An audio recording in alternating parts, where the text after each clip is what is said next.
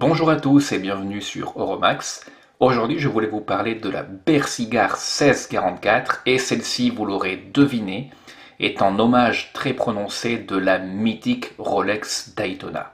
Alors, soyons honnêtes, aujourd'hui, pour avoir une Rolex Daytona, il vous faudra ou bien débourser dans les 18 000 à 20 000 euros sur le marché de l'occasion, ou bien avoir une excellente relation avec votre marchand Rolex et attendre 1 à 2 ans avant de pouvoir payer celle-ci dans les 11 000 ou 12 000 euros, je crois que ça coûte. Autant dire, moi ça ne m'intéresse pas du tout, ni l'une ni l'autre situation. Donc ce que je vous propose ici est quelque chose qui a des lieux-lumière côté qualité bien sûr d'une Rolex Daytona. Cependant, ça peut vous donner un petit peu le feeling du Daytona si jamais ça vous tente. Et ça va vous coûter dans les 75 euros si vous achetez sur AliExpress et dans les 100 euros si vous achetez sur Amazon. Alors, si vous achetez sur Amazon, vous allez avoir cette marque-là, Bercigar, étant donné que sur Amazon, il n'y a pas trop de ventes de Pagani Design pour des raisons évidentes de conflit sur le nom de la marque. Pagani étant une marque très connue d'automobile très haut de gamme. Voici ce que vous recevrez si vous achetez ce package sur Amazon. Une petite boîte très sommaire mais qui fait l'affaire, qui est très solide, donc la montre viendra bien protégée là-dedans. À l'intérieur, donc, vous allez avoir un tout petit torchon signé Bercigar, donc pas mal. Il y aura la garantie, voilà, qui est bien sûr non signée, voilà, donc... Et alors moi, comme je l'ai prise sur Amazon, vous allez avoir bien sûr la garantie de chez Amazon. Donc voilà, Amazon, AliExpress, voilà, leur garantie, je pense, se valent globalement. Alors la montre elle-même, comme vous le voyez, je l'ai mise à mon poignet. Là, donc j'ai enlevé 1, 2, 3, 4 maillons. Alors la montre elle-même, je vous propose qu'on commence par les dimensions.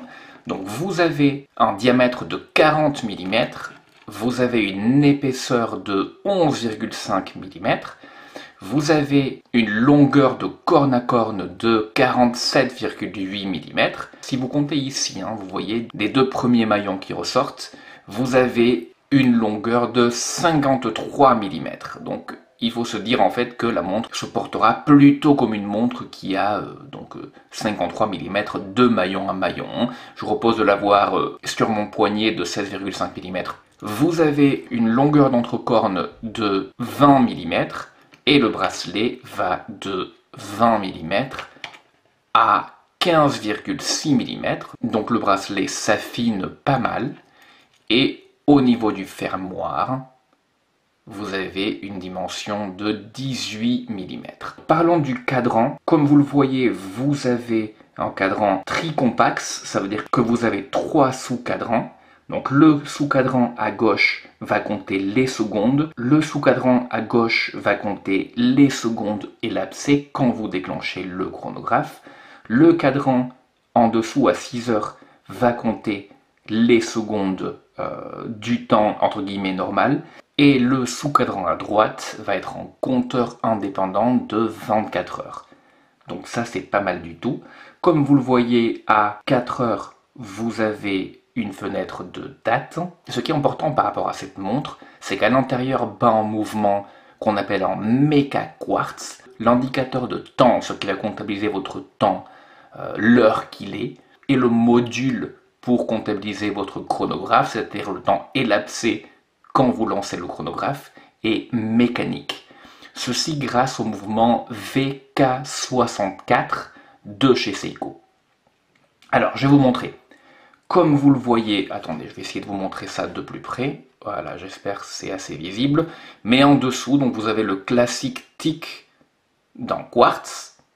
Voilà, donc comme vous le voyez, les secondes et l'abcès fonctionnent comme le quartz. Lorsque je déclenche le chronographe, vous allez voir, tic.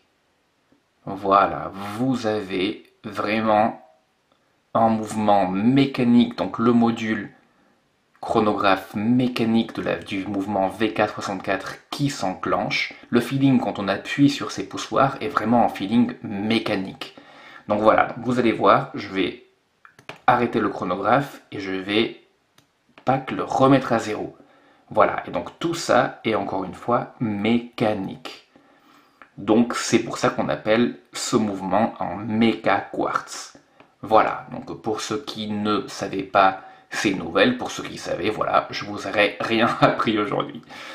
Cependant, voilà, c'est pas le seul aspect intéressant de cette montre, donc si on continue sur le cadran, comme vous le voyez, c'est un cadran qui est assez intéressant. Sur le dessus, donc à part le tricompax et la date qu'on a déjà vu, sur le dessus du cadran, vous avez donc le symbole de Bersigard, en dessous juste Bersigard, chronographe et sport. Bon, ça en fait beaucoup sur un cadran qui est déjà assez busy comme ça, mais bon, écoutez, voilà, c'est en chronographe, c'est censé justement être busy. Ce que vous remarquerez aussi, c'est que sur les disques des sous-cadrans, vous avez en relief justement fait de petits disques concentriques. Et vous avez bien sûr des index lumineux qui sont grosso modo les mêmes que sur la Daytona. Voilà, la différence sur le cadran par rapport à une Daytona va être que la Daytona n'a pas d'affichage de date. Pour protéger ce cadran, vous avez un verre saphir plat.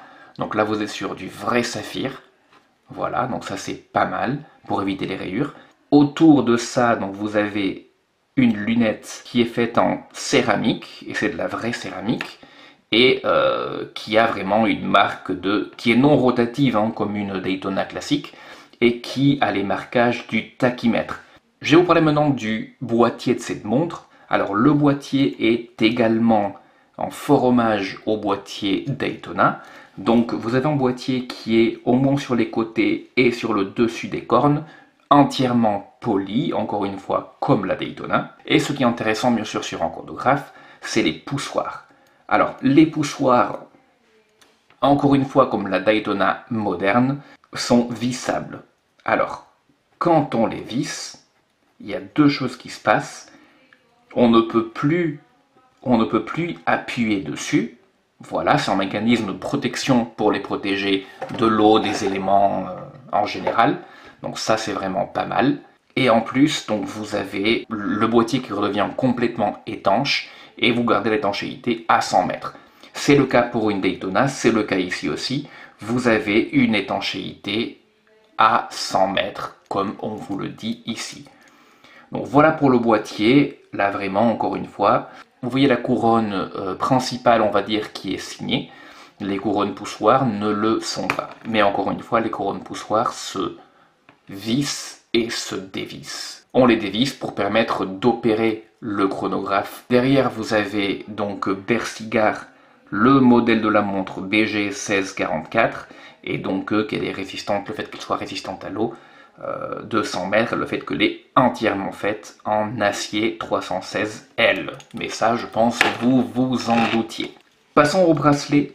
Donc le bracelet, encore une fois, comme sur la référence Rolex moderne, est brossé sur les maillons de côté et est poli sur les maillons du milieu. Sur ce bracelet, tous les maillons sont solides et donc ils sont reliés entre eux par des vis, ce qui est considéré comme la meilleure façon de relier des maillons. Voilà, parlons du fermoir maintenant. Donc le fermoir, comme vous le voyez, est signé Bersigard. Lui aussi est poli au milieu, ce qui va vraiment vachement attirer les rayures, mais bon, c'est comme ça que Rolex le fait également. Et vous avez donc une double sécurité, donc une première sécurité ici, et une deuxième sécurité à la Rolex, justement. Voilà. Voilà, vous voyez, tous les éléments sont solides, donc vraiment d'assez bonne facture, je dois dire. Franchement, je suis assez surpris. Donc ça, c'est pas trop mal, pas mal du tout. Par contre, vous n'avez pas... Ah non, si. Non, vous n'avez pas de système EasyLink comme vous avez sur Rolex. C'est-à-dire que vous n'avez pas un système où vous pouvez vraiment... Sur Rolex, en fait, vous pouvez sortir, tirer un petit peu et vous avez 5 mm qui vont se rajouter pour vous donner un peu d'espace en cas de journée chaude. Mais bon, ici, vous n'avez pas ça. De toute façon, on s'en fiche. Ça fait un point de plus qui peut foirer. Si vous avez envie d'avoir le feeling d'une Rolex Daytona, mais que vous n'avez pas 18 000 à 20 000 euros, ou vous n'avez pas envie d'attendre des années et des années, vous pouvez toujours vous retourner vers celle-ci. à 75, 100 euros, vraiment, c'est pas la mort. Ce que je peux vous dire, c'est qu'elle est en général de bonne facture pour une montre à ce prix-là. Moi, je suis assez surpris, honnêtement. Rien n'a l'air vraiment extrêmement fragile ou extrêmement mal fait. Hein, donc pour le prix, elle est assez bien faite. Donc voilà, écoutez, pour cette gamme de prix-là, pourquoi se gêner? Vous avez quelque chose de, somme toute, très correct. Voilà, écoutez, je vous remercie d'avoir suivi cette vidéo. N'hésitez pas à laisser vos commentaires, à vous abonner à la chaîne. Et moi, je vous dis à très bientôt.